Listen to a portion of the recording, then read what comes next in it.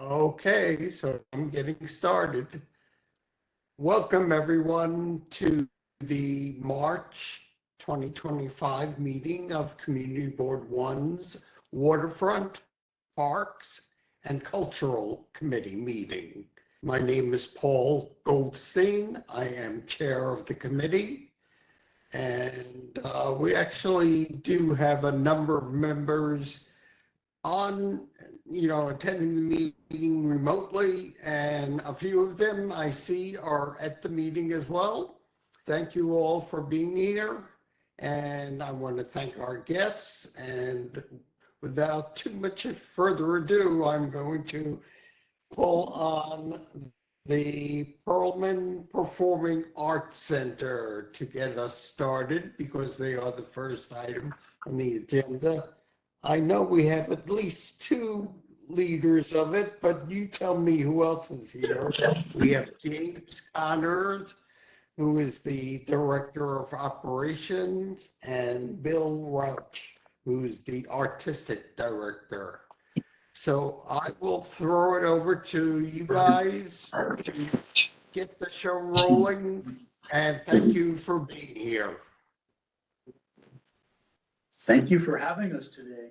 We're very happy to be with you and to give a little update on 2024. Yeah, you can start. Let's see. There we go. There's the building lit up. And we're actually going to start with a short video, which gives you a sense of our first season of operations. So the next slide, please. And the next one, and if you hit play.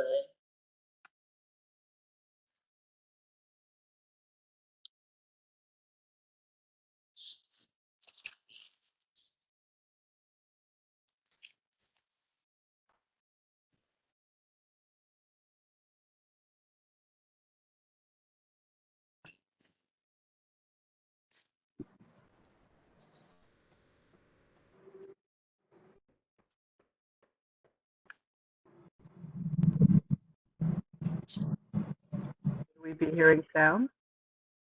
It's out of sync.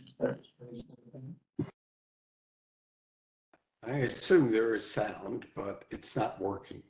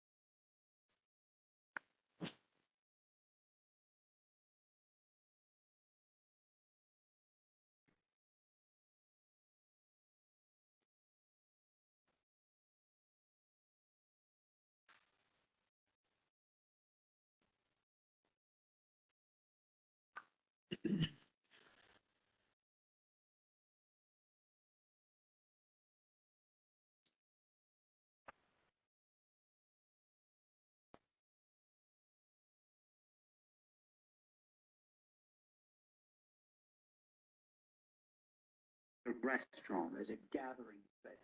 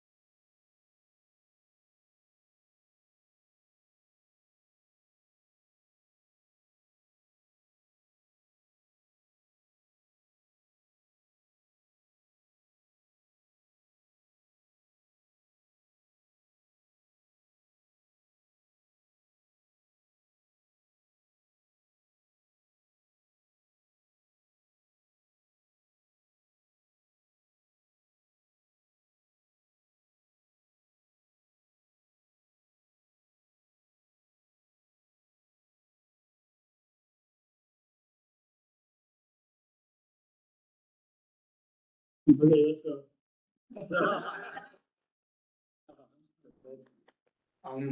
Sorry that the video and the sound were a little out of sync there, but you got the gist of it. So we want to share some still images and talk to you a little bit about what's been going on.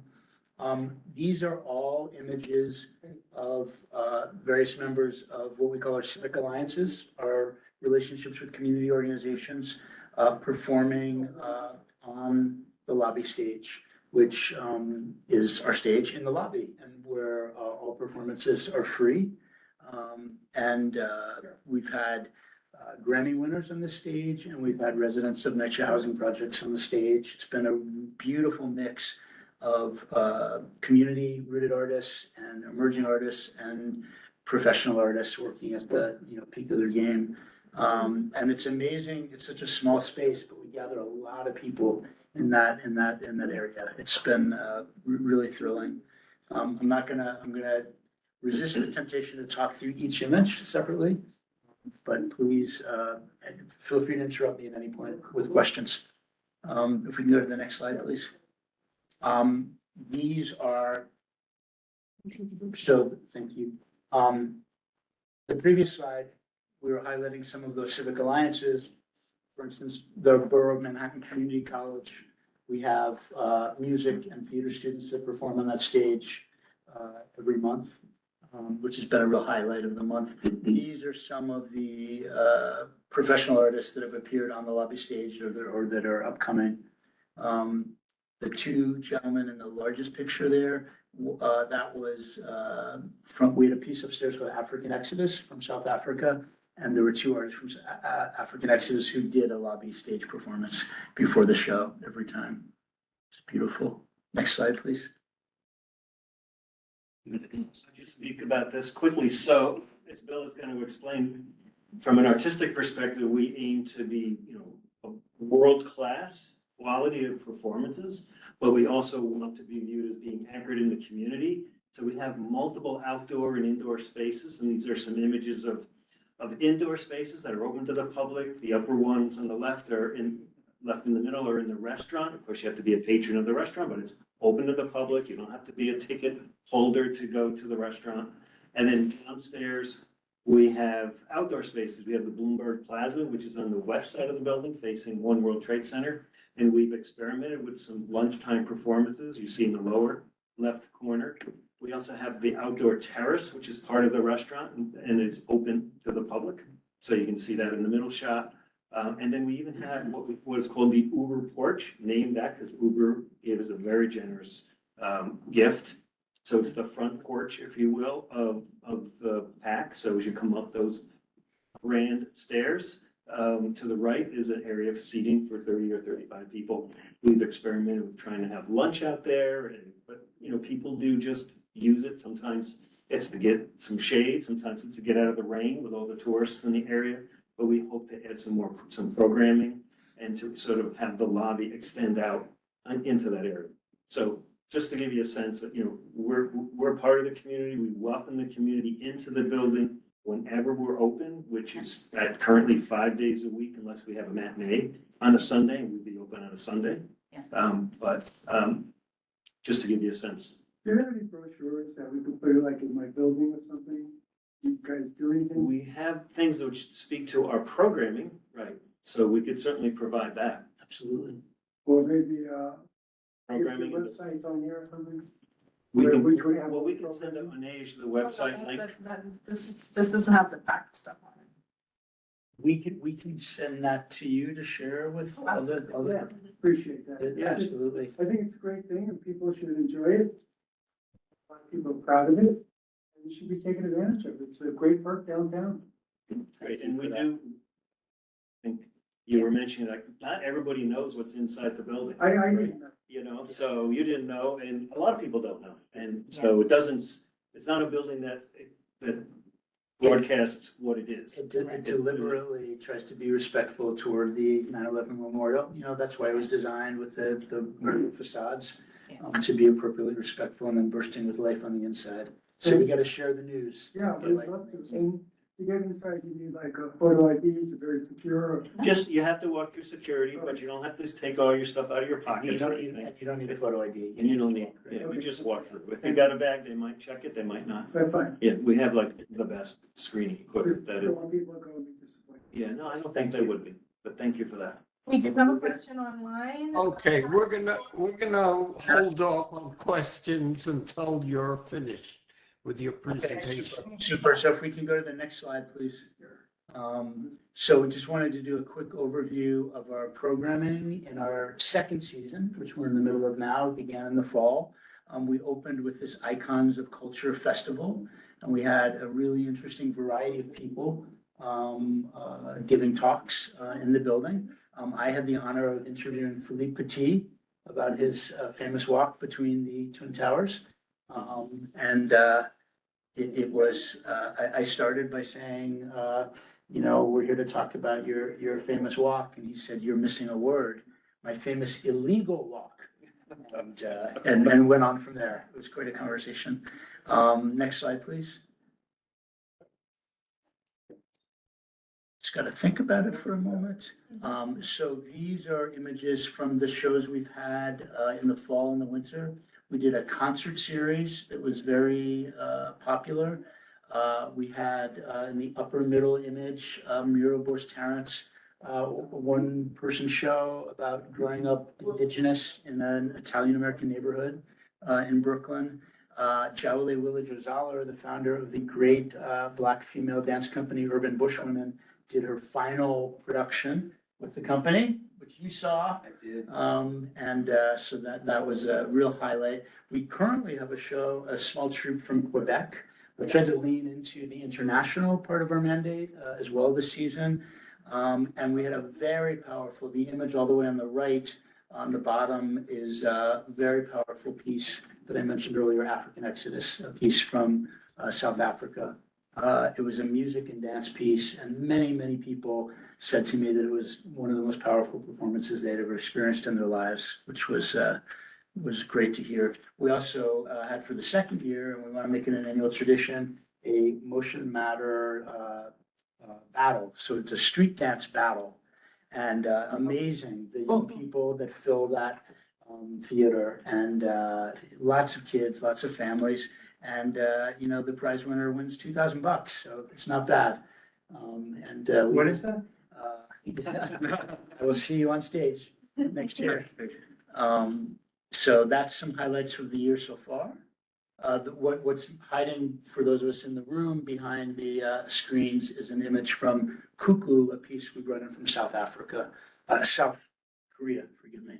Jahaku is the artist, remarkable piece. Move that thing or close it so that we can.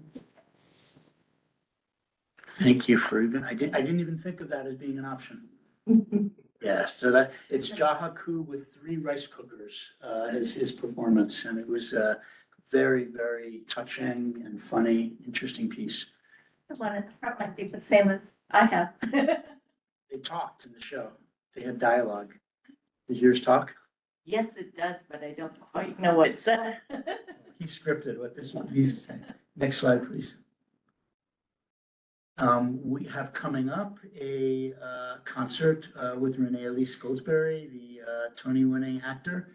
We're very, very excited about hosting her. In addition to artists from around the world and local artists, we also want to occasionally bring in artists who are celebrated that, bring in other audiences as well. Next image, please. And we've just announced that David Letterman is coming back and doing a conversation with Paul Schaefer. These tickets just went on sale to members yesterday and will go on sale to the public in a couple of days. And we're very excited about David and Paul having this conversation in our building.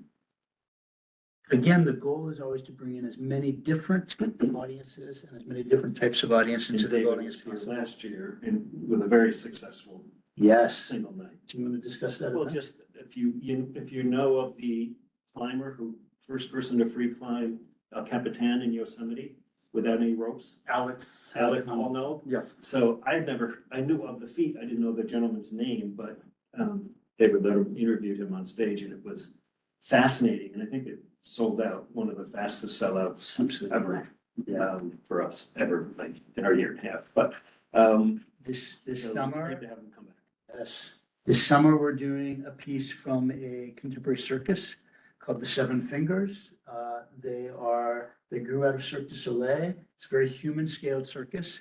And we've deliberately picked this project for the month of June and possibly extending into July for multiple generations of families in Lower Manhattan and also families of tourists who are in Lower Manhattan in the summertime, because it's a great event for, all ages.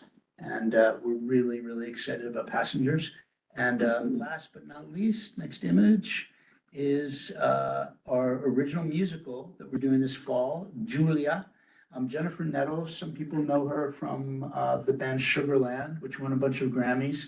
She's a pop and country singer, and she has created a musical about the most prolific serial killer in world history, a woman in the 1600s in Italy named Giulia Tofana, who helped women basically kill their abusive spouses.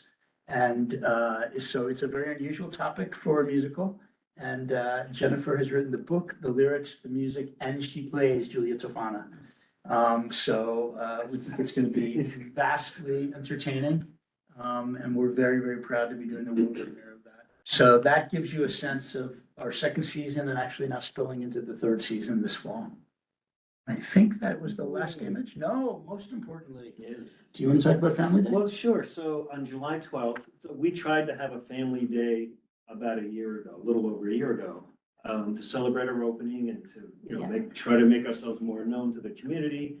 But there was a terrible storm that was forecast for that day, like we knew days in advance. All the subways were shut down Yeah, because of in flooding. advance, so we had to scrap it, knowing, and we had so much else on our plate as an organization, we couldn't like set a rain date, we had to move on. So we're gonna come back and have a family day, it'll be a whole day from like 10 to 4 in the afternoon. Yeah. We'll have food trucks out on the streets in the next, near the Oculus, close to us. We'll have, games and performances.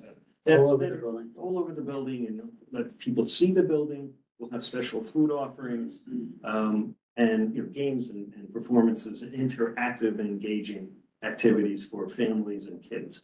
So we're really excited about it.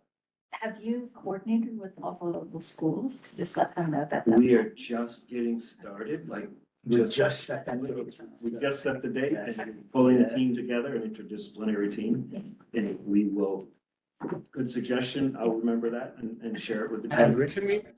community board could help a lot with that kind of outreach. So just make sure ONH gets your materials and then we'll circulate it both to the members and to the schools and to the youth organizations, etc.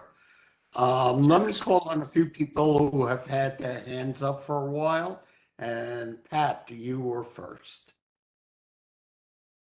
Good evening, gentlemen. Jim knows I've been to the Pack many times and eaten at the restaurant. I'm Thank you. glad that you're in the neighborhood. So a question that I had asked before you opened is, are you working with BMCC in any way? Is there any synergy between the two of you? You bet. We have what we call an anchor alliance with the Borough of Manhattan Community College, which means that our relationship is not rooted in one project or 1 year, that it's ongoing. And we have, thank you, in fact, I meant to mention this earlier. So we have BMCC students who perform on our lobby stage every month, music and theater students alternating. We have an internship program with BMCC students that we started last summer that is continuing this summer. We have a mentorship program. I actually have a mentee, I'm proud to say, that I'm mentoring.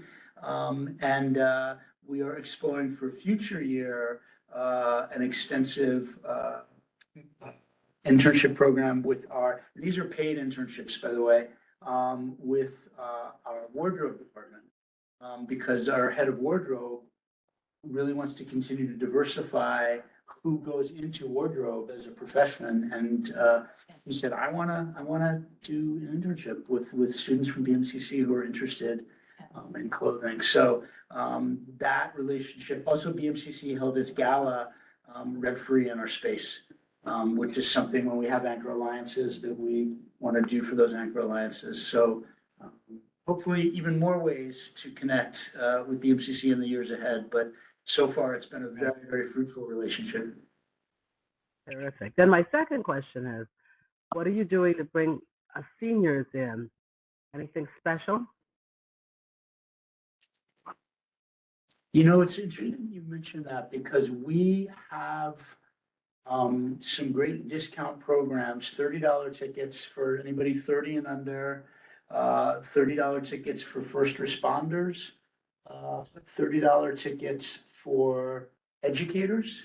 And we have a 50% discount for anybody who's a student in any educational institution. We do not have a senior discount. So you've given me and Hadi, our executive director, something to chew on. So thank you. Not just a discount, because I don't really need the discount, but just some programming that might be attractive. I don't something where you're bringing the seniors in, you're thinking about us. Thank you. Good idea. Before we move on, I do have one question regarding the video.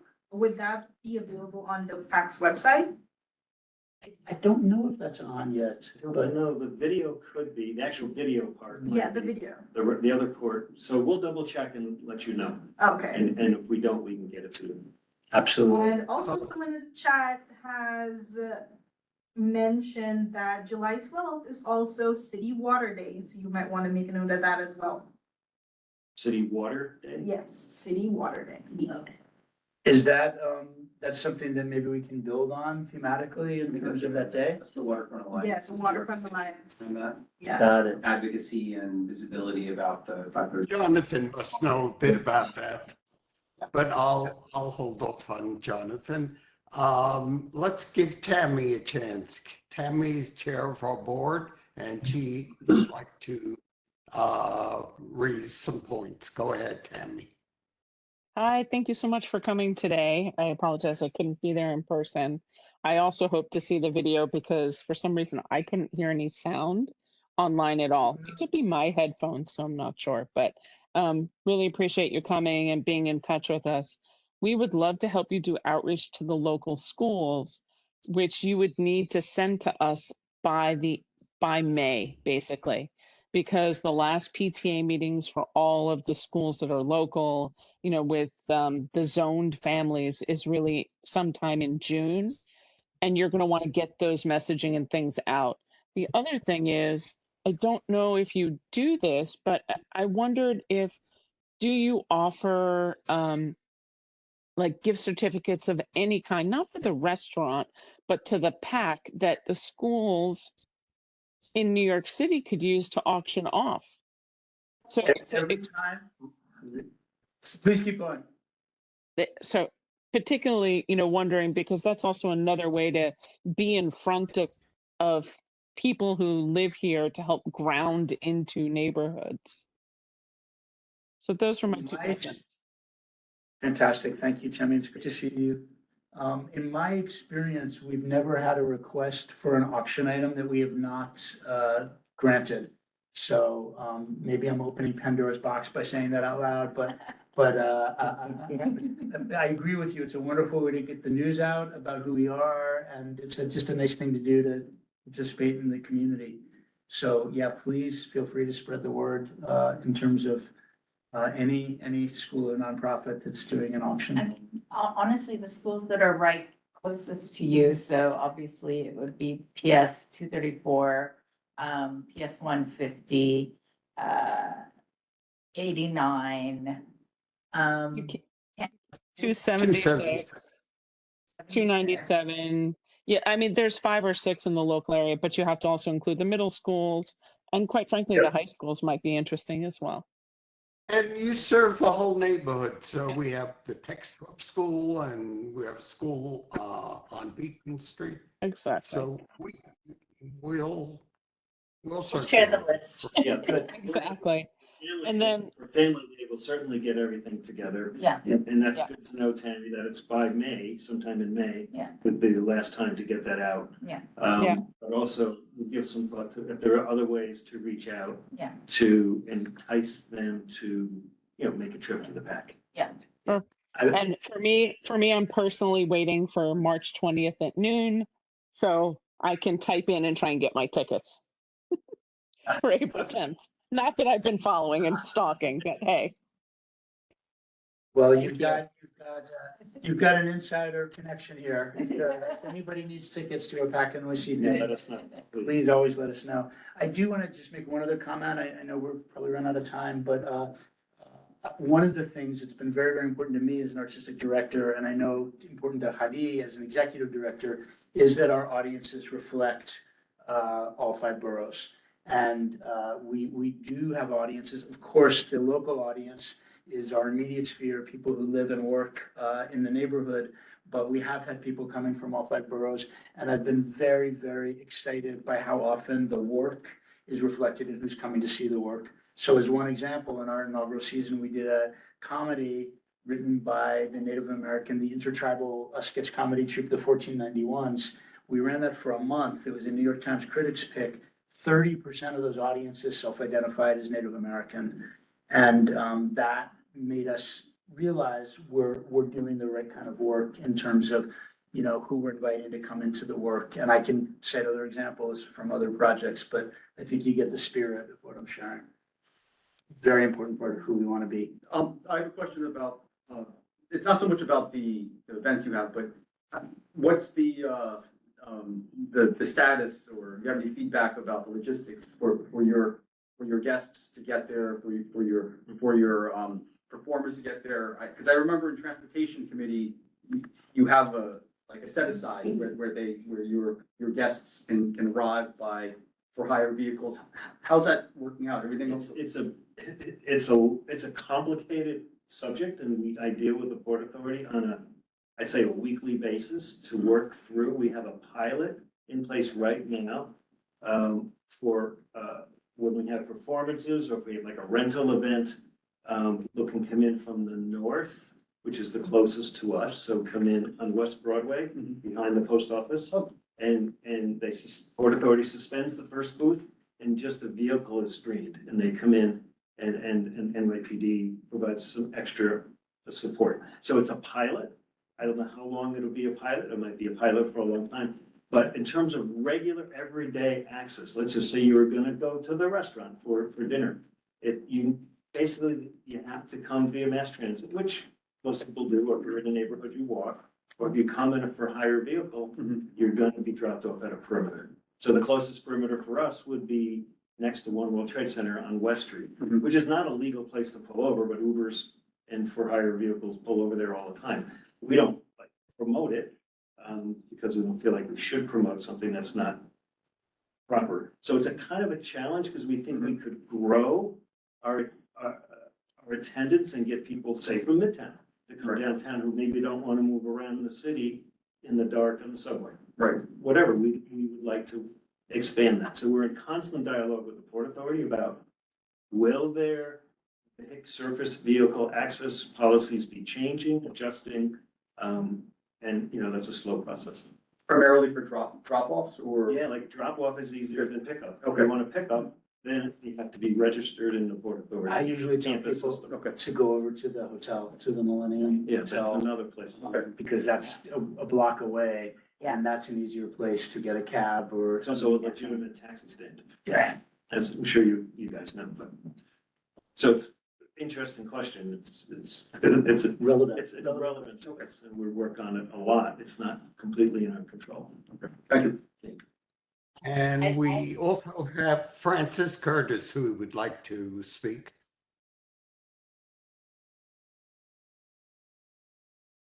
You're muted, Francis. Yeah, we hear you. Go Thank ahead. you. Thank you. Anyway, sorry I'm late, but thank you. I'm glad that you're here. And I just wanted to support what Pat had mentioned about the senior citizens. And since this area, we have a lot of senior citizens, and a lot of us are on fixed incomes. So in terms of having some sort of special price sections or periods when, we can buy tickets for things that we might not be able to afford, but that would be great. And I think that this, what Tammy said about the schools, it's important to offer that we have to offer the schools some opportunity to bring the kids there because we want to keep both generations involved in that kind of cultural activity down here. So thank you. You got some great programs coming And too. there are, the community board also knows of senior organizations that we can help you with. Yeah, exactly. Beautiful. Thank you. Rosanna, you? Yeah, yes, a couple of questions. Okay. In my brain, I'm thinking about Marvin at Pace University, and I know they have an excellent, like really astoundingly wonderful performing arts school as well. And I'm wondering if you are working with them at all and their students. And I know you mentioned wardrobe and things as well. I know that they do like set design, wardrobe, as well as the actual performing part. Yeah, we have a nice relationship with Pace. They've actually hosted a few events for us, actually on their campus, which has been nice. We gathered Native American students from colleges all around the city, and there was a reception for the 1491s that happened at Pace.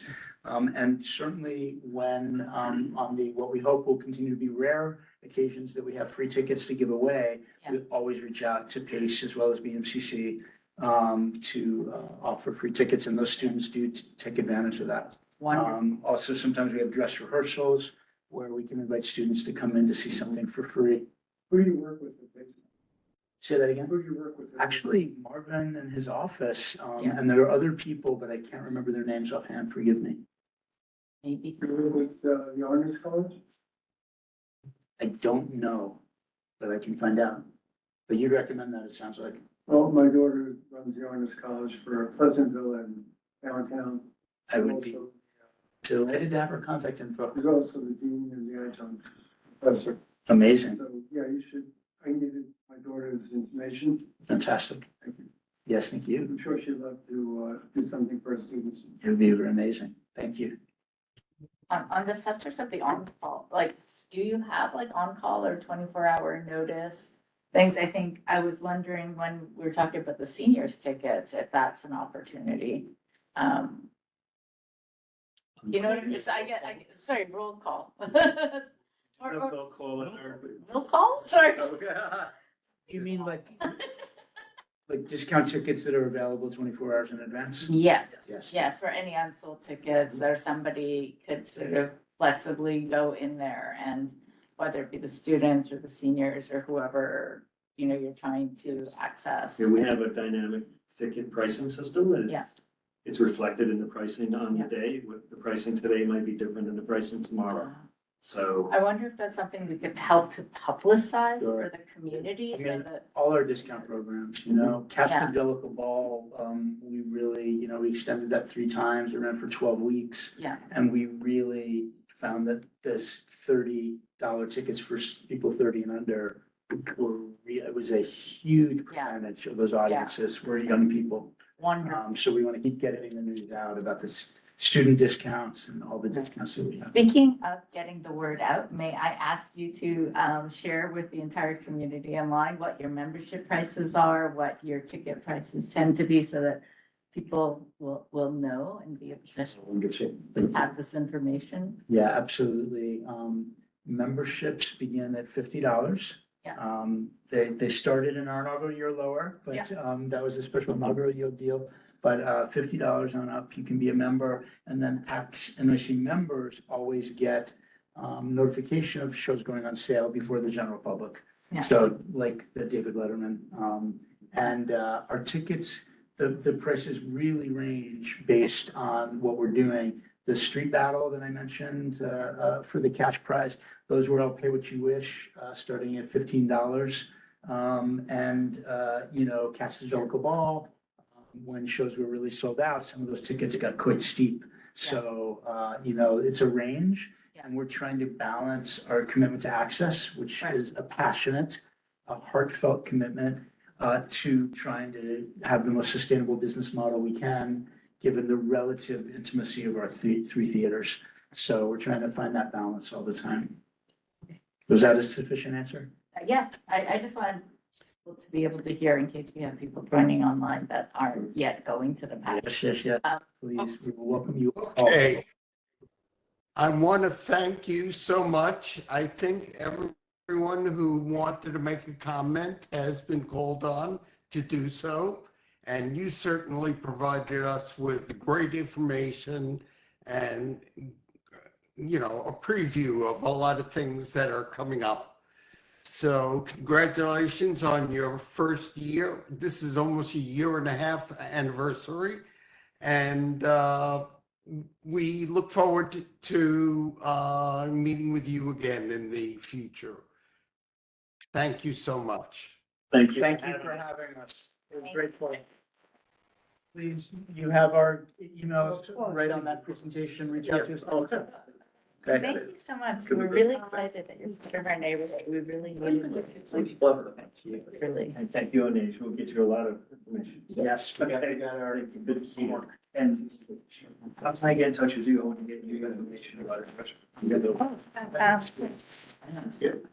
This is, It's a relationship I really look advantage. so for the rest, yes. Thank you. Okay, Thank you. I'll text you. please continue any conversations outside the room in the hall. Thank you. Next, we have Jonathan Boulware from the South Street Seaport Museum. As you can see from that slide, he is the president and CEO, and he certainly has had a very busy season. But let me allow him to tell us more about it. Jonathan, nice to see you again and welcome. Thank you, Paul. Thank you. Nice to see you. Yeah, okay, if I sit here, people can see me, I think, right? Yeah. Okay. All right. Good evening. As Paul mentioned, I'm the president and CEO of South Street Seaport Museum. I know many of you for a long time. I guess I'm, what is it, 13 years, I think, now at South Street. And I'm going to just talk to you about the last, 2 years of them, a year and a half, maybe less. My goal tonight is to fire through, I've got something like 40-something slides. I'm not going to spend a long time on them. I'm happy to go back and get into depth with things that people are interested in. But what I'm going to try to do is, for people who do not know the museum well, I would like to give you an introduction to that museum. And for people who do, I would like for you to see where we are in time and space. There are some of you who know us for a long time and have a conception of the museum that might be rooted in the 60s, 70s, 80s, 90s, but like the rock and roll station, I'm going to say we're going to play the music of all those decades and today. So I'm going to kick right off.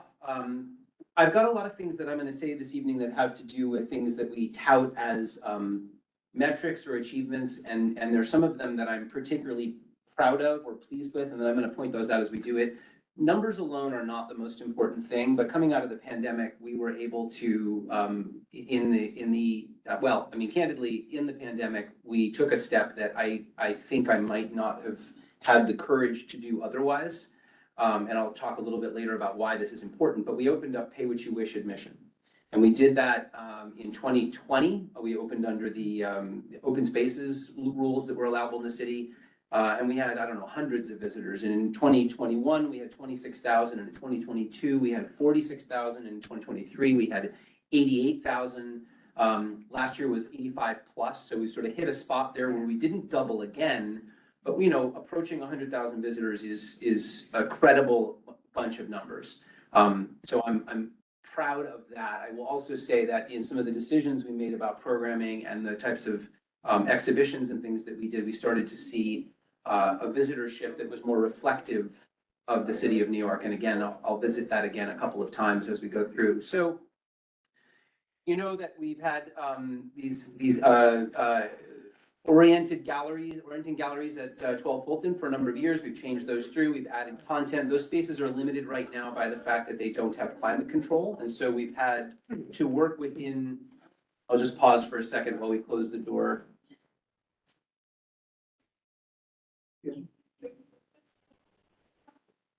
Sorry, for those on the screen, I don't know if you can hear it, but it got loud in here.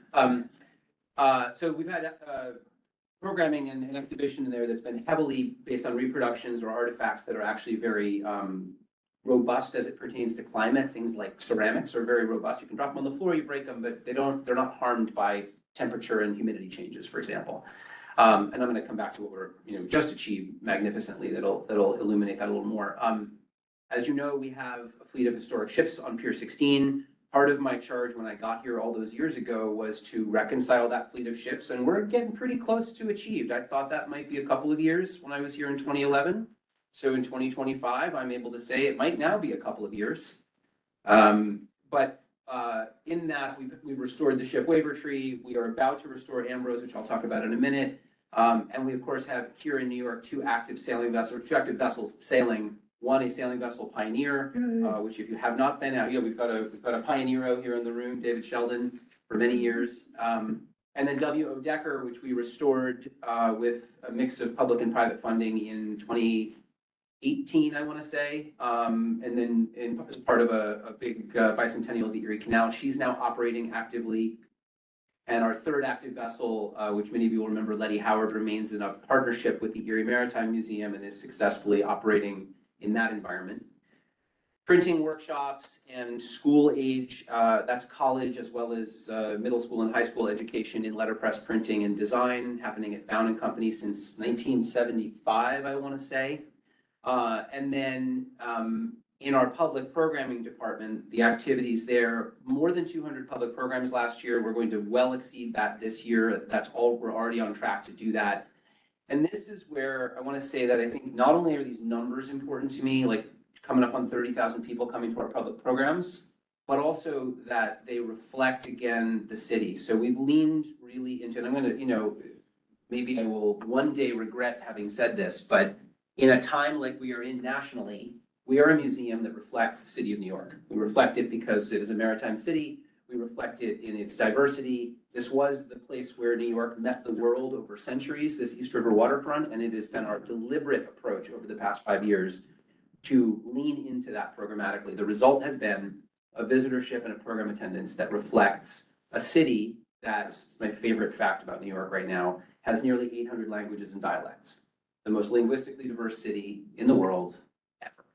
And so our goal is to lean into that aspect of New York City, which is inherently a maritime story. Why do we have so many languages? It's not because of air travel. It didn't happen since the 1960s. It happened because for centuries, we connected to the rest of the world, and we still do. So some of the, I'm going to skip through a lot of this, but it has, you see in this book clubs and queer histories and Indian holidays. We just did Holi last week, and we've done this 5 times, but I had my first instance of being powdered up, which was delightful. We've been hosting visiting vessels over the past several years, which has been great. The Ground to Sail on the left with wine and chocolate, Coast Guard cutter on the right, and of course there have been many others as well. Walking tours, our most famous of these is Sinister Secrets of the Seaport, which is sort of like 19th century tabloids, but all real stuff and done in the place where these things happened. And then here's again, this is another place where I think part of the benefit of us having been connected through organizations and cultural groups that reflect the city is we've been able to do, as I say, the Indian holidays, the Chinese holidays, and we embarked intentionally on a 3-party collaboration called Council 400. Our partners were Black Gotham Experience in the Seaport. That's Kamau Ware in the middle of the top photograph, who's the founder and director of that, and that's the sort of anchor. And then on the left in that photo is Kareem Holmes from Big City Tourism, which is a Black-owned tourism organization. And so the 3 organizations together did a series of programming over a series of months that were in recognition of 400 years since the first enslaved people were brought to New Amsterdam. That's us with, as you can see, our State Assembly member and our council member with proclamations recognizing the moment and leadership from the African Burial Ground. A moment of real pride, I think, for all of us at South Street. Visual and performing arts. I mean, everything from the Whale Fall Abyss, which was a New York Times critic pick, to the drag performance that we did came about in part because there was a drag performer from RuPaul's Drag Race who wanted to do a reenactment of Don't Rain on My Parade from Funny Girl. So there are no New York City Central tugboats left anymore, but there is a tugboat. And so we did this reenactment, and the exchange was in exchange for using the tugboat to do this reenactment for TikTok or whatever the platform was, that we would have a show on the waiver tree, which was a packed house and an incredible performance. I think a question might come up, and it does come up from time to time, what's a Maritime Museum doing drag performances, or what's it doing X, Y, or Z? And it's because Maritime is not what we are. We are Maritime because New York is Maritime. We are a museum of the city. And so it's difficult to find things that don't fit neatly into that broad space that the watery connections to the world provide. This one also really important to me is my background before being at the museum is primary, K-12 education and collegiate education. And so we continue to serve robust numbers of schools and of school kids. That's increasingly challenging logistically because of how difficult it is to get kids from the outer boroughs to the museum. So I have ambitious goals for the future about getting into every council district and eventually maybe every school. But in the meantime, we still have credible numbers and 103 unique schools, including numerous Title I schools. And then, of course, we're doing something that is unique in New York as a museum, that we're taking people out on the water, and we're using the historic vessels themselves. There are many ways to get on the water, but we're using historic vessels in historically appropriate ways to introduce people to the water. And that's, of course, visitors, New Yorkers, school students, and so on.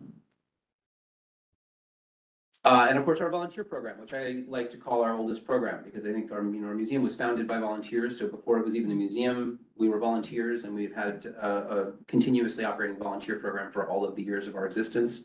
There are 189 as of the last, I think, count, active volunteers that help to support in primarily the maintenance and operation of the fleet of historic ships. Little silver lining of the pandemic. 18% of our collection is digitized. That's actually a huge number, and we were able to do a wall-to-wall inventory during that period of time, which will enable something I'm getting to in a moment, our next big thing, or our current big thing.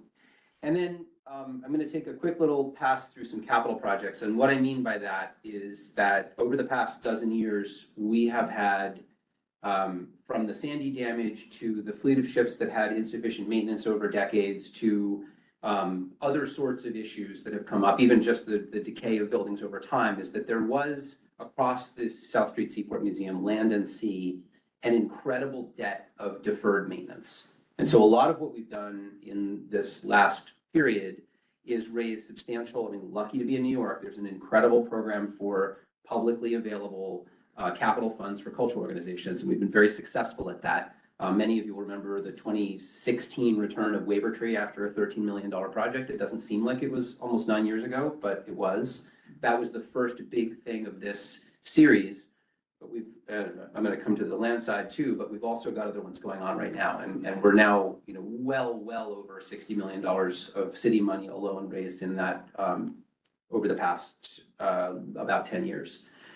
Some of you were there for this. We dedicated the Thompson building for purpose. So the rededication was, all these ceremonies are a little bit of theater, but we revealed its sign, and in so doing, dedicated the Thompson building as a place of gathering and of education, gathering and learning.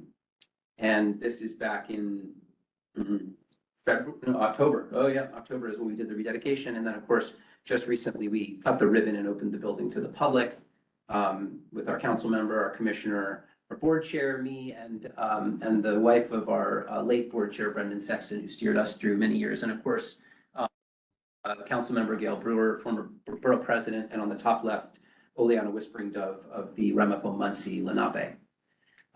These were the people who helped us to kick off this event. And of course, now we're open to the public as of last Wednesday. So Wednesday to Sunday, 11 to 5. So a visitor now comes in and they have 540 of our finest artifacts. Truly incredible pieces, but also stunningly displayed. So These photos do a little bit of justice, but I really encourage this committee and the entire board to take the opportunity to come, and we welcome you as our guests to come and see this so you can see what we've been talking about. We've been talking for many years about what the promise was, and we have now something really credible to show you. It's been breathlessly covered in some of the reviews to my great satisfaction. And the premise of the show is called Maritime City, and the premise is simple. New York arose from the sea. If you seek to understand New York, this is the place to start. There are many good, incredible museums in the city. There are many ways to approach the story, but fundamentally, this is a city built on water. It's a city whose history is enabled by water. It's a city whose future will be dependent on its relationship with water. And so we brought out 540 artifacts from our collection, curated to help visitors acclimate themselves to that story. Among other capital projects, the Titanic Memorial Lighthouse is underway. That's actually happening, working with Jan Herd Pokorny, who also did some of the early Schermerhorn Row work. One of their now partners is one of the ones who did, I think he did his thesis on, or at least did the early research on the graffiti in Schermerhorn Row, and we've done further rounds of graffiti research there and in Thompson. Those are the people that have helped us with the design on the on the Titanic Lighthouse. And that is expected summer of this year to be complete. The time ball will be made to function again. Many of you probably know this, but the time ball, the function is to set a ship's chronometer. So the reason we drop a ball on New Year's Eve is a legacy tradition from when keeping time at sea was a need to determine longitude. And so these time balls existed in places where people could see them on the waterfront to set their chronometer before going east or west and needing to know how far they'd gone using a sextant and the sky and so on. So time was critically important. This one was never functional. I mean, it worked, but it was in a time when that was less necessary than it had been in prior centuries. But as you know, the Titanic Lighthouse was constructed the year after the Titanic disaster and mounted on the Siemens Church Institute building in Lower Manhattan. And when that building was destroyed, the museum saved this. And so we've learned some interesting things in the process. We always thought it was actually a lighthouse, like as in listed on the light list as a formal aid to navigation. Turns out not so. In fact, steps were taken deliberately to make the light and its characteristics not mistakable for a lighthouse. But you know, if you've been a lighthouse in New York City for 100 years in the popular imagination, you're still a lighthouse, right? So it's still the Titanic Memorial Lighthouse. Local knowledge. Local knowledge, exactly. And then we've made other discoveries, removing the mast and time ball, which you can see is it's a beautiful, like, I think it's brazed copper frame that apparently at one point had leather or canvas or something over it to create a black thing. But a lot of what this is not what we expected. The timing of these particular elements are not what we thought. And most startlingly, the copper cupola you can see on the right is blue. So it turns out copper turns green, but if you're early 20th century industrial New York copper, you turn blue because of the high incidence of sulfur in the air. So what to do? Do we keep it blue? Do we make it green? These are the sort of careful preservation decisions, some of which are still before us, but it's been a very delightful process in taking this apart and then bringing this back. Go back one slide. Bringing this back into its place of honor there in the kind of entry to the seaport from the land side, and with a set of purposes. It is a memorial to the people lost in the Titanic disaster. It is a piece of public art. It is a very visible piece of wayfinding for an entry into the seaport. So it has a number of different roles, and this restoration, I'm very hopeful, is going to hit it out of the park on all of those. And then, of course, the Lightship Ambrose. Speaking of lights, this is arguably the most thematically important vessel in the museum's collection to the story of New York. This is the entry point to New York City up until airline travel. So if you're coming in from sea, you would pass the Ambrose Lightship. Long story, and it's my favorite story, but I'll keep it super short. The reason I think this is the most important extant historic ship to the story of New York City is because Ambrose Channel was advocated for in the end of the 19th century by an Irish immigrant kid who had become a civil engineer, John Wolfe Ambrose. He basically said, if we don't dig a deeper channel into the entry to New York, we're going to be overtaken by the other ports that can accommodate the larger and deeper ships that are now being built. So there was in effect, a public work that was intended to protect New York's dominance as a seaport and thereby indirectly, but logically protect its role as the financial capital of the world. That channel was dug. John Ambrose died before its completion, and the Congress, which funded the digging of the channel, took a second action and named the channel for him. So they named the channel Ambrose. The first lightship to take up position at the newly dug Ambrose Channel was this one, our one in our collection, LV-87, named not for the guy, but for the channel, which was named for the guy. And then this is where it gets really spicy, is in the immigration quotas in the 20s, when people were coming west across the Atlantic from Western Europe, Eastern Europe, then Western Europe, and so on, and seeking places when there were only a certain number of spots for Hungarians or Poles or French or whatever they were, the Ambrose Lightship was the actual finish line. So we estimate, and it's an estimate, about 6.5 million people passed the Ambrose Lightship during a period in which the passing of that lightship was the time when they earned the possibility of becoming an American citizen. So she's literally the light of liberty. The Statue of Liberty is ceremonially the light of liberty, but this is the real light of liberty for about 6.5 million people. And that means that for anyone listening, if you have an ancestor who came into New York by sea from 1908 to 1934, you're a descendant of this lightship as well.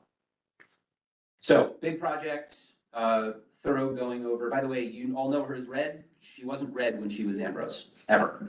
So we're making her Ambrose in the color that she was when she was Ambrose, which is this sort of straw yellow color. Just gonna fire through these. What she is and what she will be. And that's funded by the funding that is made available through this program that exists in New York, where it's mayoral funding, city council funding, borough president funding, cultural affairs funding. And then, again, fire through this. We can share some of these links and they can be circulated, but we've had really good response from the press to the new show. I loved the broadsheet, Recovery Pivots Toward Renaissance. It's a satisfying headline to me because it speaks to the work that we've all been doing, the board and the staff of the museum over the past decade.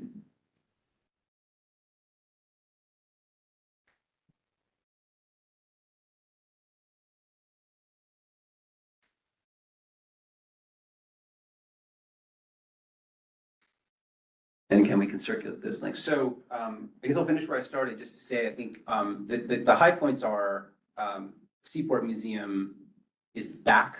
It is articulated a new purpose, which is not different from the old purpose. It builds on the founding mission, but that New York is a maritime city, and we're doing that through visitorship. We're doing it through school-age education programs. We're doing it through public programming, which has welcomed all kinds of audiences that we didn't used to typically see. And again, leading out into 2025 as a very, very strong year. So I'm delighted to be back with the community board, and thank you very much for the invitation to come speak to you today, and happy to take questions if there are any. Yes, thank you for that presentation. And is that you, David, who has your hand up? What role, if any, do you see the museum having in Sale 250? Well, I'm ex officio on the board of that organization. I see the organization moving forward toward a big event. I think one of the challenges we will be there thematically, we will be there programmatically. One of the clear and present challenges to a redux of a 1976 or even a 2000 type event is the change on the waterfront, which, David, you're very well aware of, is the change in the number of available berths. So in my dream scenario, we are going to have a bunch of spudded barges or similar to allow us to build temporary piers for the purposes of hosting foreign ships. But thematically, programmatically, obviously, we would be there. Yeah, a frequent chorus here for more maritime berths. I have one other question is, how do you anticipate the current regime in Washington affecting the courses in the museum? I think it's tough for anybody to answer that question because each day is a little different from the other day. we aren't funded in an operating way substantially by the federal government at present. The obvious asterisk on that is FEMA. That money sits with the state rather than with the feds, but it is a vulnerability. And so we are edging our way forward with that conservatively, very much expecting and planning to make full use of that money. In fact, we have a design that's nearly complete for that. But that's the vulnerability. As it pertains to, that's not really the question you asked. How does it affect us? I would say, from a financial standpoint, I was looking for. it was? Yes. Oh, okay, well, yeah. Let me stop you. No, please go ahead. Yeah, I would just say that from an initially the financial ramifications to us on an operating basis do not appear to have been, we haven't seen anything yet. I think, frankly, my concern for our museum, for other museums in the city, and for the city of New York generally, is that we are inherently, even if you don't care for this term, we are inherently DEI. We are inherently woke by the common uses of those terms, which are bastardizations of those terms in the first instance. It's not what they were intended to be, but that's the vulnerability. That's the vulnerability for us, because I will not yield the work that we have done to build a museum that is welcoming to all. Right. Easily said now, isn't it? Right? Okay, Tammy, are you ready? Okay. Yes, you're up. yes, I'm good. Thank you. Jonathan, thanks so much for coming. It's great. Congratulations on all the advancements with the museum. You've made incredible strides in the last, couple of years. We're really excited to see that. I wanted to ask a couple of curious questions beyond celebration, which we're certainly psyched, and I am psyched to see the yellow boat versus the red Ambrose. It'll add a little bit of sunshine to the seaport. Have you taken a look at the plans that EDC has for Finite Seaport, and has the EDC spoken with you at all about their goal of adding Pier 19, creating another pier north of 17? And if so, what kind of positioning does the museum have? Would it provide opportunities specifically for you for tall ships and expansion of the museum? That's one. The other side of that with EDC is they're talking about changing Pier 16 very specifically. And have they consulted with you about what your needs are for 16? And I have a second follow-up question with a different organization in mind. Okay, so on the resiliency and the peers and so on, yes, I've been involved in the process, and we see each other at the meetings. Certainly EDC is in conversation. We're in conversation on Pier 16 deliberately. Pier 16 needs actually quite a lot of work, as a matter of fact, and so for me, the idea that we're going to rebuild it at some point, which that has to be funded first, and as far as I can tell, it's not yet funded. But I welcome that. I do hope to have it done in a way that is phased in a way that allows the museum's operations to continue. So that will be a challenge. But Pier 16 is neither forward compatible with newer sea levels, nor is it actually structurally great at this moment. So I welcome that. As for 19, I don't know whether that's a real idea or not, but it functionally, I think, largely would be irrelevant for the museum. I think piers adjacent, 15, 14, et cetera, make more sense in terms of a cohesive grouping of activities, because 19, of course, is on the other side of, we already have challenges, as I'm sure you know, in getting people from the lighthouse to Water Street to Scrum Row and to the pier. Adding another node to the north, uptown, to the northeast, I think it would strain our ability to move people around. So, but I would say that, you asked me if Pier 19 would help us. I'm saying not exactly, but I do think that Pier 15, Pier 14, expanded pier use in those spaces definitely would. Well, I'm excited to hear you say 15, because EDC's current plan is to demolish it, and we are highly motivated to retain it.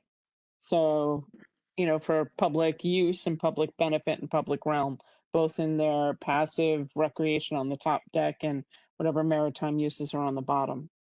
The next question I wanted to ask, there's always rumors and speculation, and people ask and say lots of things. And I figured this is an opportunity to hear it from the horse's mouth and to ensure that the museum has the longevity. You have been here before, the museum is here during, and I am sure the museum will be here 99 years in the future when the leases around the seaport change potentially That's the again. goal. Yeah. So the question that will be asked by some after you leave and, asking me if I know, and I'm like, you know what, I'm just going to ask it straight. So there's been a lot of press recently about Seaport Entertainment Group and the struggles that they have. We know that your funding from 250 Water comes through the city, and so that is protected, thankfully, and you are doing amazing work. But does the situation for Seaport Entertainment Group have any impacts on you that we may not be aware of? It's an interesting question, and I have to, it's unfortunately one that, for those who, well, it's got history associated with it, right? I think. Yeah.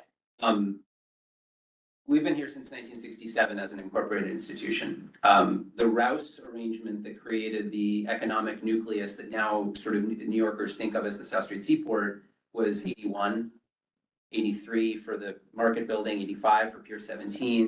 Then there was General Growth and Howard Hughes and now Seaport Entertainment. And I think that the opportunity to create an economic development nucleus that includes for-profit entertainment sort of things, and I think it matters less in the story of in my history story that it's entertainment, but a thing that is a for-profit entity adjacent with a nonprofit entity as I mean, frankly, for EDC's benefit, a classic economic development nucleus. It hasn't been realized in the way that it was intended yet.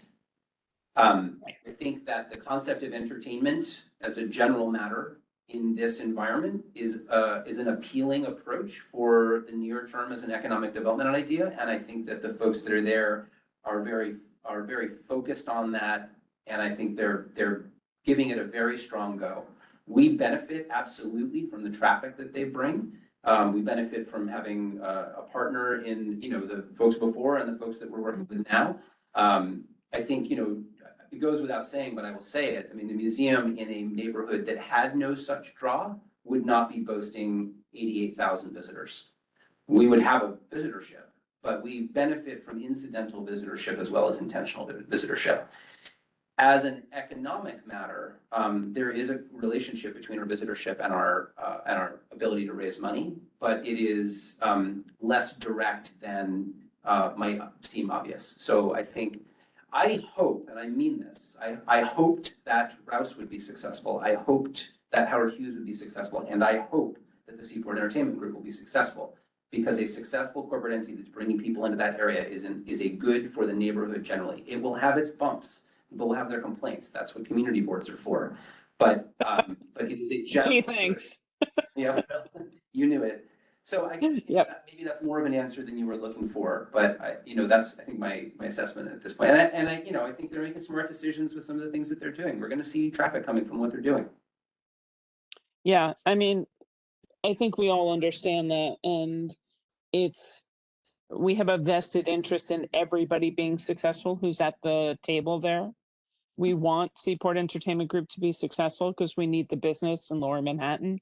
We need to support. Joe, I can see your checkbook. Move your camera. Thank you.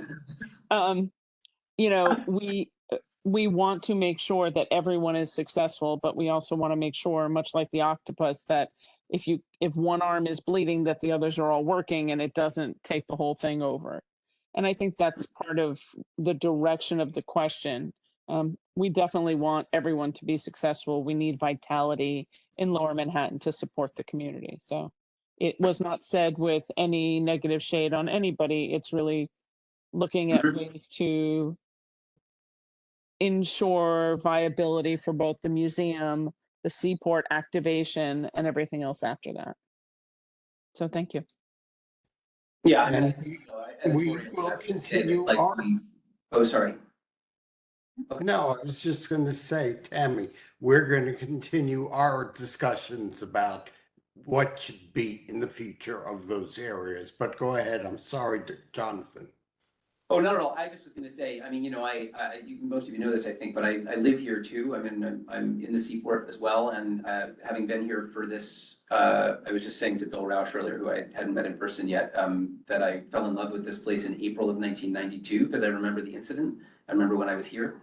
And so I've only been here, working here for 13 years, but in that time, I've also been a resident, and it's impossible to be in a community like this without being steeped in it. And so, I mean, I'm sitting across from Rosa, who's doing incredible work at bringing a new environment into Lower Manhattan. And there are resiliency things that are happening concurrently, and there are, street utility things. And then there's the bigger span that has, congestion pricing. And the way that these things all fit together, it's much larger than my role at the museum, but I can't help but think about the ways in which all these things tie together and our ability collectively to work toward a Lower Manhattan that is livable and alive and vibrant. Exactly. I want to say thank you very much. The current conversation this month, as Rosa knows, she was there last night, and Paul, I think, was there, as so many of us were, and Wendy, on resiliency and the piers and the maritime. David Sheldon was there too. So thank you to everybody for repeated meetings night after night. It does not go unnoticed. So thank you. Go ahead, Rosa. Green, I don't know, what do you think? blue, original. Yeah, I mean, it has, the question is about the copper on the lighthouse. Yeah, I mean, it was a real surprise. Then the other more serious question, although I think that it's actually a very serious question. That's why it was first. You refer to the fact that obviously capital seems to be easier for the city to come by versus operating, and I think that operating is a huge issue. Are you building a sort of a safety kitty of endowment to make sure that your operating funding going forward is to some extent secure to ride out the sort of the bumps in the road? Yes, though I think that it will come as no surprise to you that this year, despite our best efforts, comes as a surprise to everyone. So I think, those efforts are, I think we in the philanthropic world are waiting to see what the philanthropic environment continues to look like. Yeah. And then having an endowment. Right, I mean, we have a fund now that functions like an endowment that is serious. It's, it's, a substantial percentage of our, what is it, about 30% of our operating budget. And then we also have an endowment that exists otherwise that we've had, but it's a much smaller number. And so that's where my efforts will be in trying to grow that, not just an endowment, but also what you might call a rainy day fund or a, yes. Right, so, yeah. Okay, and then I guess the other question, oh, crap, I forgot it. All right, maybe it'll come to you. In the Oh, can I meantime, ask a question? who's that? Eric? Yeah. I can't see you, but go ahead. So part of the mission of the museum, is it also to encourage maritime or knowledge? It's not just historical, but to get, the current generation or the younger generation into sailing? Is that part of it? Yes, I mean, I wouldn't say sailing in the sense of recreation, but rather sailing in the sense of meaningful employment. Little known fact that we were a founding partner of the New York Harbor School, so we've had this in our DNA for a long time. We've had boat building and workforce development programs over many, many decades. So yeah, very much in the DNA. Oh, great. Now, Yeah. now, do the volunteers or people part of the museum, do they get the licensing, like Coast Guard certification? Some do. Oh, I mean, I Some think do. that's great, Yep. because that's like a closed trade, I think, in general. Yeah. Now, I had taken this course a few years ago. It's that 8-hour, the boating course. Would your museum ever offer that for people so they can understand? Sure, I mean, we can certainly host it. The Sure. rules of, Yeah. of the waterways. It's such a great course to know, just so that in case you're ever in that situation. Yeah. Of how to behave, emergencies or just in general. Yeah. Wait, what situation might we find ourselves in? Well, we're surrounded by water, and life has its surprises. Or if you ever wanted to operate a small craft, you know the rules of navigation. And then also in case it capsizes, what are the rules of how to? Eric, what are you doing this Saturday? Okay. Well, yeah, it's an 8-hour boating course I took in Staten Island. I'm just thinking maybe it's not always necessary for people to have to go to Staten Island. We should talk. Okay. I remembered, I just actually wanted to make a plug for bound printers because I just love bound printers. Whenever I walk in, it's like walking into like a little magic shop. And so to anybody listening, there's a whole awesome world in there. So please look up BOWNE printers and go and have fun and bring your money there. Oh, it's a magic, it is a magic. It makes me so happy every time I walk in. I do have a question. Oh, I'm not able to go. It's here. No, but it's close by and they have the most amazing, marvelous little things. It's a joy. It is, Yes, it is. it is a joy. That's where my Christmas always starts. And honestly, the staff there your staff are exceptional in there. And so I just, it's my happy place. So Yeah, I it's a really, gem. really It love really it. is a gem. And it's right beside the new building, which everybody should go check out too, because it's awesome. And the exhibit is awesome. So you should all go if you haven't gone yet. Understanding that you have a lot of capital priorities to juggle Mm. and a very uncertain future for us all, given, again, the present regime. What, if any, outlook would you project for Scrivener Road? Well, I mean, the disappointing fact about the FEMA situation is that the project that we have would have enabled Scrivenhorn Row at a pretty substantial level. Not a, complete all climate control, but there would have been X. I mean, it's like, that's what that project is. So we have a path to that. We need to have funding that we can rely on, because the scale of the dollars of a project at that scale is far greater than what we can accommodate in as a risk management issue. We need to know the money's gonna be there. So we're I said, proceeding cautiously, but one of those efforts is to get the federal government in the form of FEMA to assert that they will perform. And that would change the landscape. Right now, I mean, I'm speaking in a public forum, but I don't think anyone would be surprised to hear that it feels like there's a lot of reeling happening and erratic action. And so in that environment, we're in a cautious phase for obvious reasons. So the prospect in the case of a good outcome is Scrivener Row gets attention very soon. The prospect in the case of we can't get any kind of guarantees is we're gonna have to tap the brakes. So, yeah, it's our regime. No, that's the issue. Yeah. Yeah, we were on track. All right, let's work for regime change.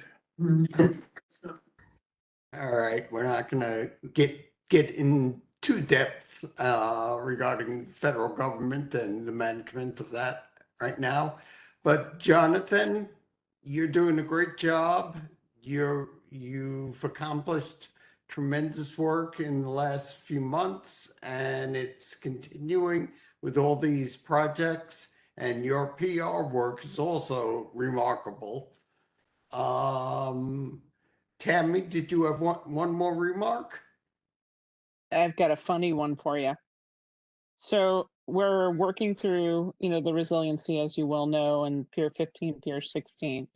Has there been any discussion, and I'm sorry, it's like lighting a bomb when I ask this, and I know, has there been any discussions that has come to you, who is our, for argument's sake, historic maritime, institution, about adding an 8-story glass lighthouse to the end of Pier 16 No, or 15?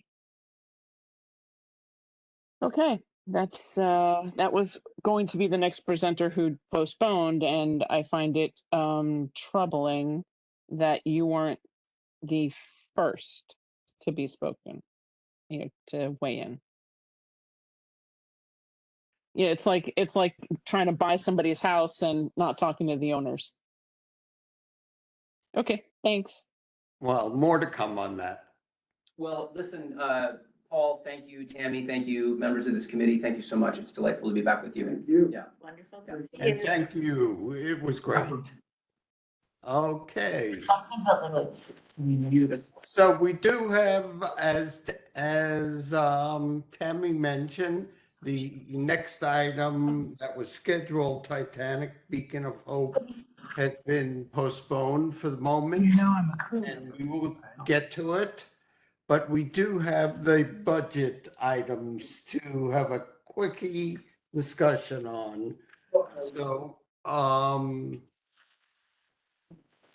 Onej, did you give out any materials on that, or do you have a slide that shows people what we're talking about?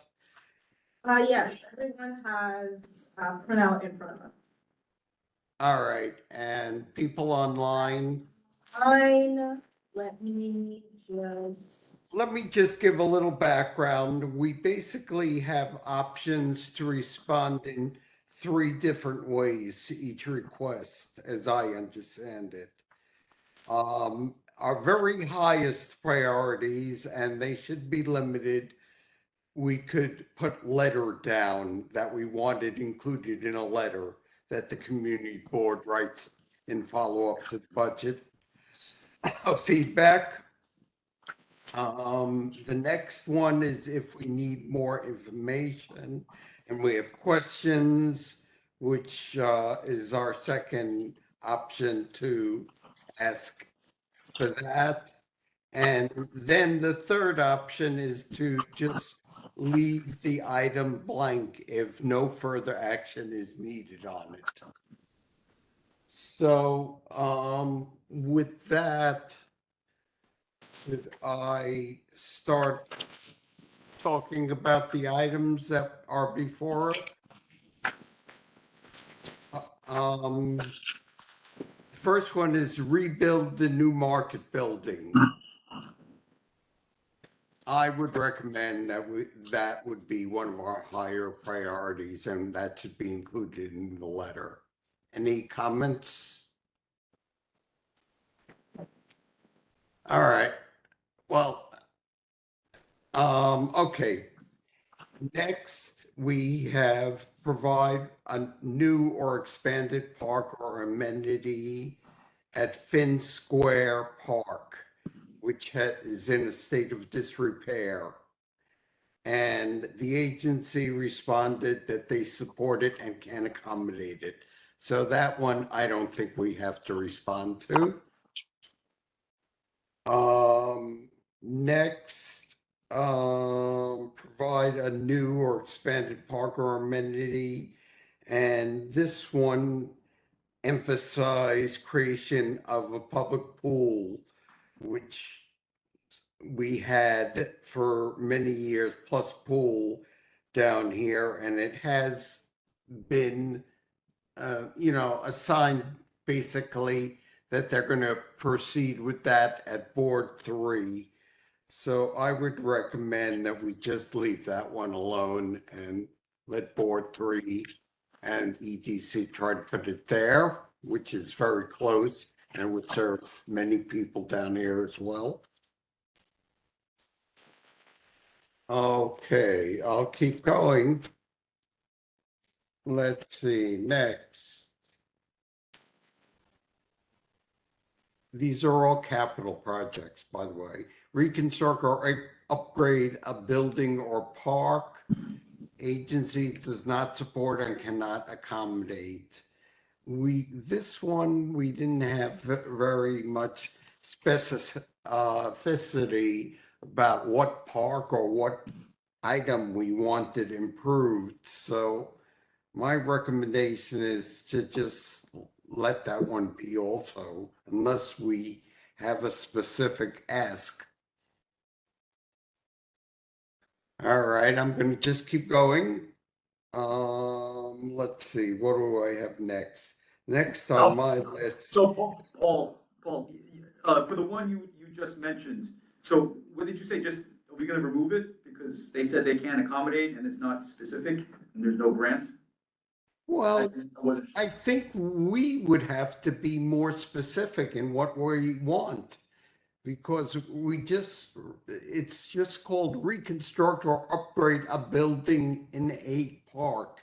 It doesn't cite any specific park or area. So I think at the minimum, we need to think about that.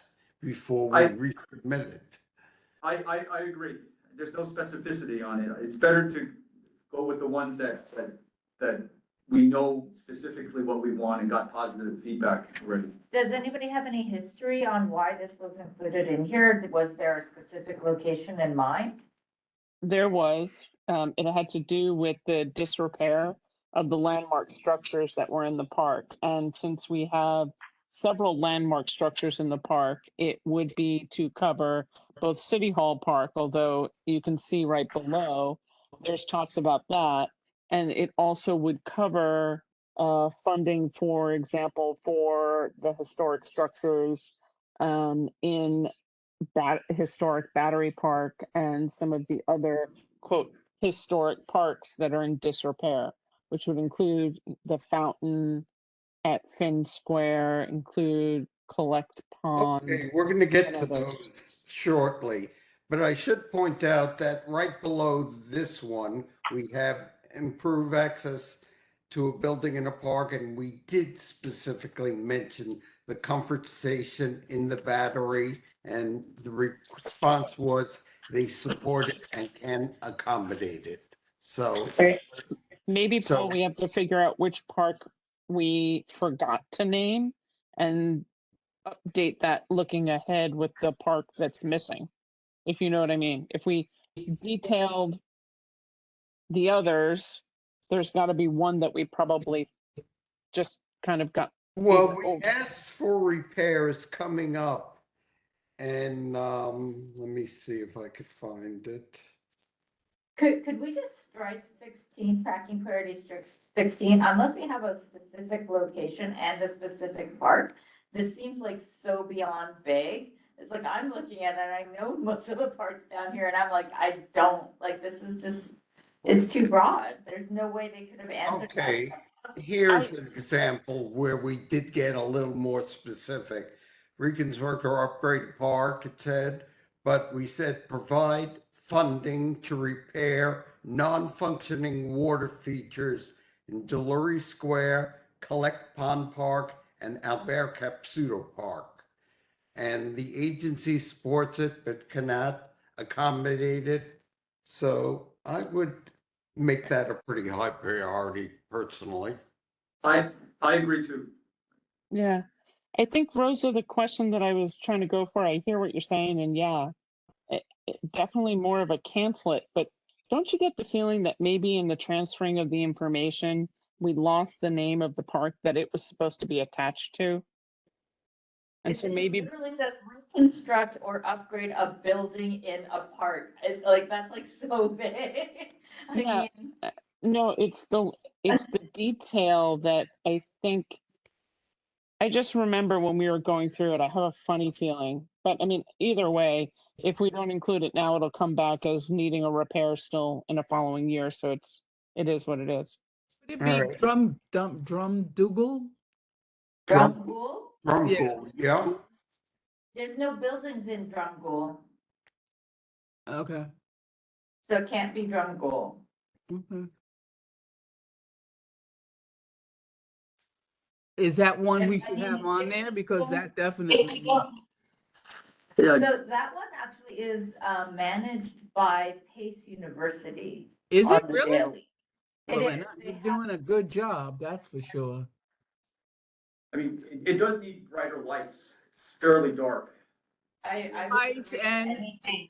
a little bit more attention with the cleanup because, you know, it seems like somebody left their a suitcase or cart, you know, a homeless person on the We do have a side, lot of homeless and areas. all their stuff was all over the place, and it seems like a lot of hospital stuff I've noticed sometimes, the gloves and other things from the hospital. So I don't know how that's happening, but I walk through there frequently to go to the subway, and Yeah.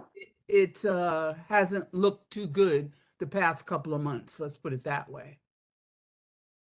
I think we should reach out to Pace University and talk to them about it.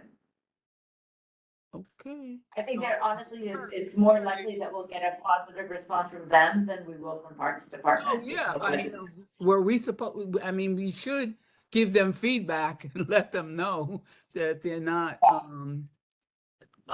It They're would not be better to really- go through, it would be better to go through parks. I mean, we could They talk to have no Pace. money. And I know, but for us to say it to Pace, I think would have less weight than the Parks Department says it if to. they're managing it, no, we should go to Yeah. them. Yeah, we have a direct. We should go to relationship. them, not Parks. Really? Yeah. If that's under their purview, exactly, Yeah. definitely. It's still, the owner is still the Parks Department. You're Yes. both right. You're both right. So the way the approach would be to reach out to Pace because they are the parks partner for care and maintenance, and you copy the parks department so they understand there's an issue here, and they can Right. then follow up with their partner.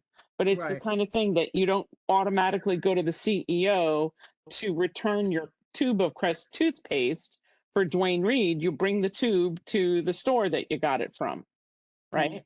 So at this point, you'd email Pace because they're the plaza park partner, and you just copy the parks department. So the representative and liaison that we know is aware. And then when we do district service cabinet, and again, this is like the inside sauce for the community board, that Mhm. the district manager has has a list of things that he follows up with. Okay. And then Eric, to your point about the lights, that's controlled by DOT. So Okay. that's a different Okay.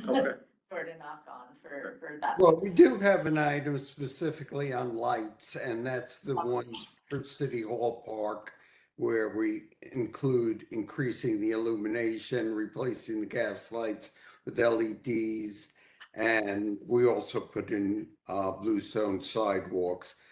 And the parks, the response was they support it, but don't have the funding, and we should resubmit it. And I agree with that response. Well, I would like to add to that because that park is a disgrace for it to be our main city hall park. If people travel and you go to other cities and you see their parks in front of their municipal building, they look decent. That looks so raggedy. Well, that's worked both ways for us. There's also people who think that should not be a priority because it is right next to City Hall. But It shouldn't be a priority. It's right in the middle of that. I agree with it's you, right in but- the middle of our district. And it's in front of a major municipal building. well, I think we should include that in our letter. And that would be our most extreme response that we have. Just a few of our very high priorities should go in that. And I believe that should be one of them. And you're saying the same thing, Francis. Okay, great. So which tracking priority number are we at right now? That was number 20. Oh, okay. Next, So we're saying number 20 is a letter? LTR? that's what I said. Yes, that should be among a very few, just a handful of items that go in the letter. Nej, slide the spreadsheet up for those people online looking at the screen, please. Oh, yeah, I'm trying to look at it on my phone. So Paul, what are we doing with 16? It's number 20? We're Yeah, currently I on should number say. 20, but Eric's asking about 16, which is the one prior, which we said had zero specificity to be helpful for anything. Can we just kill 16? Or we need to like anchor it to an actual location, because otherwise it's useless. We should anchor it to all the. Well, that's what I have here. Leave blank or specify. So My understanding with things was that if they didn't have a specific location and a specific agency, they wouldn't get, you're just wasting ink, right? But we're kind of saying that to a lot of different areas, so we could just include it, I think. Well, I thought the understanding was you needed a specific line item for a specific that's their location. response here. Do you have a particular building or structure in mind? So Yeah. what's the answer? Do we? I don't. I don't, I don't. but then if we don't have one, then it should be removed, right? Yes, We all, that's my yes, point, yes. So Okay. we don't have to respond to that. All right, you want to keep going? It's just gonna be left. Okay. Let's keep it going. 21? I would just leave that blank because that's really not even under their jurisdiction. Chill it. 21? That's Are you referring to state 21? and Hudson Yeah. River Park. Yeah, that's. All right. But they can provide city funding for the estuarium. It's not eliminated as a possibility. They can. They Well, don't, but they can. We can leave it and not put it in the letter. Because it's unbuilt, unfinished. It needs all funding. right, yeah, that's my recommendation on that one. Leave blank, don't say anything. Okay, let's keep going. 22. Well, I'm not responding. What, 28? We're on 28. Oh. Okay. I mean, I So don't they know want why all these came into the Parks Committee, because a lot of them are not necessarily parks. Isn't Bowling Green a park? Well, Bowling Green, yes, but not every one of those, each one. Where is the Bowling Green one? What Number number? 20, tracking priority number 28 is the one that's on the screen. Page 3. 28? All right, It's on the screen right now. all right, so they support it but cannot accommodate requests. So that's one where we would have to work with our elected officials to get some money, probably, So is that a letter or a callback? or leave blank, whatever you want. Callback, no? We want to fix the ponding. Yeah. But that's not an agency issue, that's a funding issue. So isn't that, Okay, then that would be a letter because letter includes council and administration, which is possible source of funding. but Versus one of our callback. goals is to limit the number of items that go into a letter. But if this is one you want to put in, fine. Okay. I don't know yet. Let's see how far we get down the list. Okay.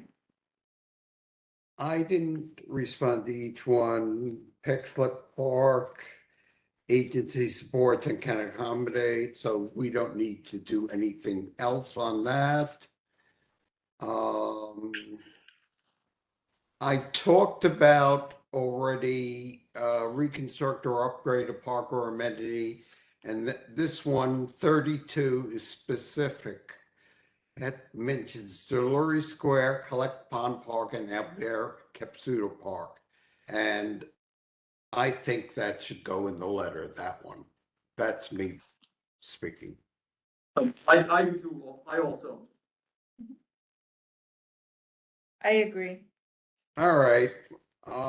As far as my recommendations, I think I'm just about at the end of the list. They have expense underneath, but they didn't have much for parks or recreation. Park safety through more security staff. I guess, I don't know how high a priority that would be for people. That needs which to one? be, Which one is that it? need, You want that to be That- high? yeah, I mean, think about the battery, and the ticket hawkers and the homeless and the street vendors. That's Okay. PEP's enforcement. There's no private security there. But we can call it out because we're not getting anything like a any kind of help necessarily to Well, cure that. What about security for City Hall Park too? I mean, I never see anybody there. Doesn't mean they're not there. But security is at City Hall all the time. They're ringed by security. But those cops don't protect the park though. I mean, I've never seen them inside. I only see them protecting the mayor. Yeah. Well, they stop people from entering City Hall who don't have That's business. all they do, but you know, in terms of other things that go on there.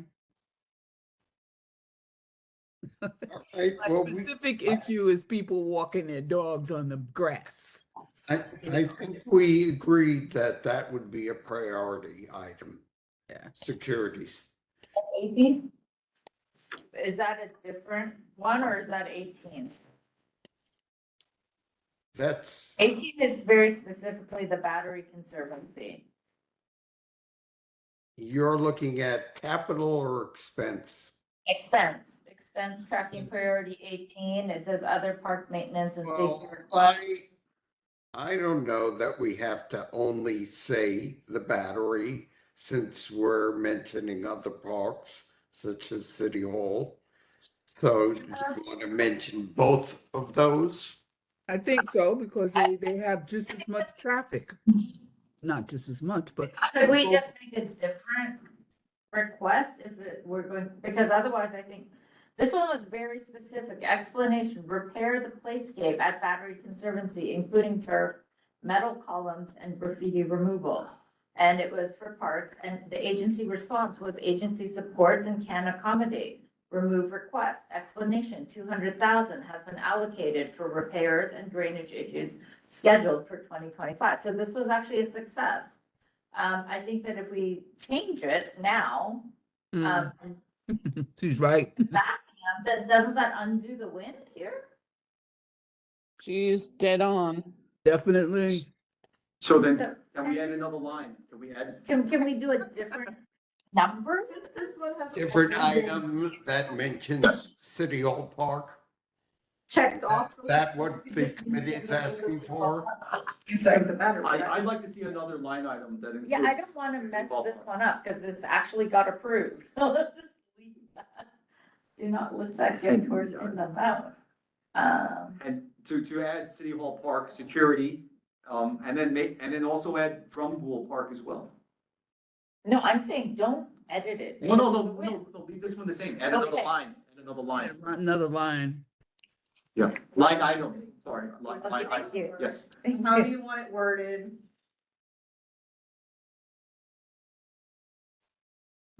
Are we allowed to add another line at this point, or is this just to respond to the lines we already submitted? Okay. Question. Huh? So just use the same wording, just put City Hall Park. Well, that's all I have. If other people want to make any additional changes or they're satisfied. Well, the last item, which actually has to do with Gotham Park, I would request that we just change the request from EDC, who has nothing to do with Gotham Park, and put it towards DOT, who does. Because that was their response for why they wouldn't do it. It says the reference. What item is that? What number? 34. We were requesting it from the wrong agency, so they just kicked it back.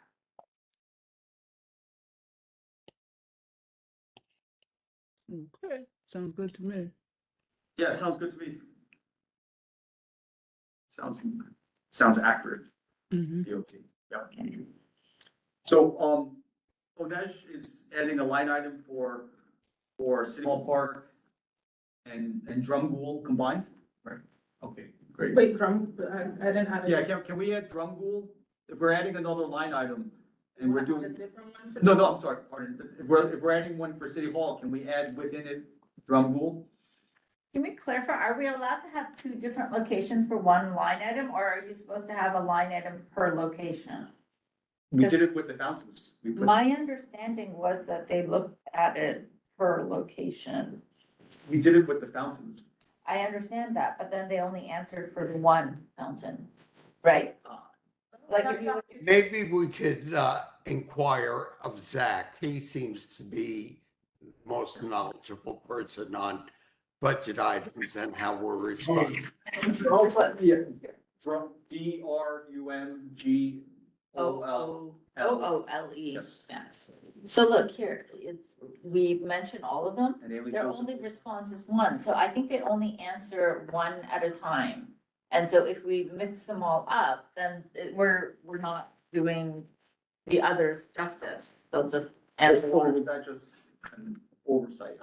No, my understanding when we did all the whole sort of like budget tutorial was that they want specifically the agency must be the correct agency or it gets rejected. And the location must be specific or it also gets rejected. Basically, whatever makes it easy for them to reject, they will reject. So you have to be very specific when you're asked. Well, they're two separate line items, so. Okay, thank you. Also, Onej, can you add, improved lighting at Drumgool? Again, remember what we're saying. This may not get into this because we are responding, but we can take these notes and ensure that they are in the baseline for the next budget season, which, believe it or not, is not very far off. And Rosa is directly correct, and we want to be able to make it easy for a direct response. That's my 2 cents, and I apologize. I'm trying not to jump in as much as I can, and I will be off. Thanks. Good night. Good night. Good night. The ones that we have the letters on? The ones that we have the letters on are, 20, 28, 32. That's it. Can we add 34? And we had the new market building rebuild. That was number 5, I believe. You want that in the letter as well? Yes. Okay, so now we have number 5, 20, 28, 32, 34.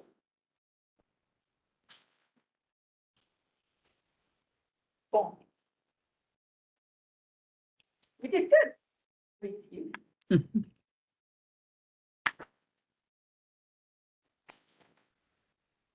Are you waiting for a response? Or you got it? I think we got it. Okay. So. Is this something we need to vote on? No. Why don't we just put it to a vote? All in favor? Mhm. Okay, 1, 2. We'll divide that. Oh, sorry, I can't find my. Joe, your thumb has a dent in it. Oh, no, it's fine. Amoruso, yes. Thank you, Mark. I think it was unanimous. Okay, so that was the final item. I want to thank the members for sticking in. We made it till 8 and we're done. Okay. Have a great night and thank you. Glasses. Okay, Good night. take care. Good night. Sorry, good night. I can't see. Here. The sale training program. Oh, good night.